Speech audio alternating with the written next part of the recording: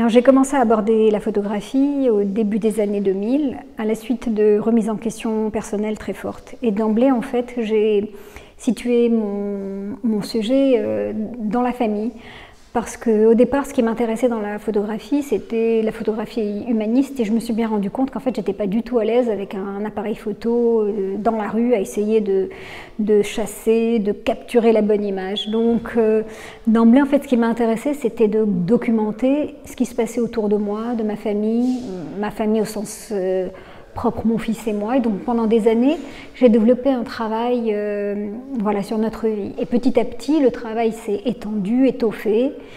Et à partir de 2009, j'ai commencé à explorer les archives familiales sur lesquelles j'interviens avec la broderie. Et puis ensuite, il y a eu des photos, enfin j'ai eu une pratique assez importante où en fait j'utilise des photographies que je n'ai pas produites, qui sont soit des archives familiales, soit des archives anonymes, comme la série qui est juste derrière moi et qui est en fait toute une série de photographies anonymes que je collectionne depuis des années dans des brocantes. Et en fait, qui parle justement du trou de mémoire. C'est qu'à un moment donné, on ne sait plus qui sont ces gens sur les photos.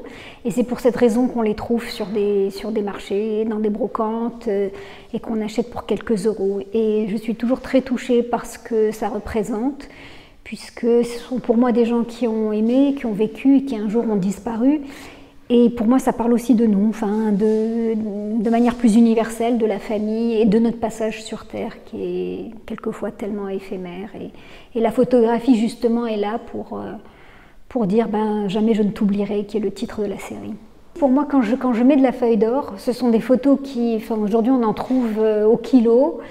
Et ce sont des photos, enfin pour moi ce sont comme des rebuts, voilà, qu'on trouve vraiment pour quelques euros. Et avec justement le geste, qui est un geste artistique, je vais changer en fait le statut de la photo. Tout d'un coup, je vais lui donner un statut d'œuvre d'art. Et en fait, à chaque fois, je vais utiliser un médium pour dire quelque chose par rapport à la problématique de la famille ou par rapport à ce que je veux dire. Dans ma série qu'on verra dans l'exposition, donc Photos Souvenirs, qui est ma série sur mes archives familiales, j'ai utilisé la broderie. Parce que pour moi, je vais utiliser la fonction décorative de la broderie pour justement déconstruire le mythe de la famille idéale. Et pour moi, la broderie, c'est le travail des femmes. C'est aussi tout le temps que ça prend pour construire une image. Et c'est la métaphore d'une construction minutieuse de soi.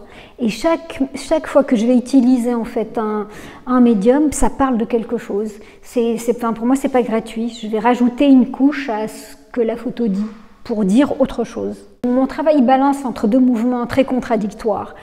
Je vis seule avec mon fils, donc je suis une famille monoparentale. C'était douloureux pour moi d'être face à un constat que la famille telle qu'on l'entend, le père, la mère, les enfants, n'a pas fonctionné pour moi. Et en même temps, aujourd'hui, moi, en tant que femme, en tant que mère, en tant qu'artiste, peut-être que c'est un modèle qui ne m'aurait pas convenu. En fait, il y a un schéma qui est souvent véhiculé par effectivement notre éducation, notre milieu, mais qui ne convient pas forcément. Et tout le travail, en fait, en faisant ça, c'est d'accepter sa situation telle qu'elle est. Voilà, c'est pas, moi, je suis pas une militante dans le sens, je dis pas à bas la famille, je dis pas non plus famille, je vous aime, mais il faut trouver un juste milieu où là, on peut vivre tranquillement.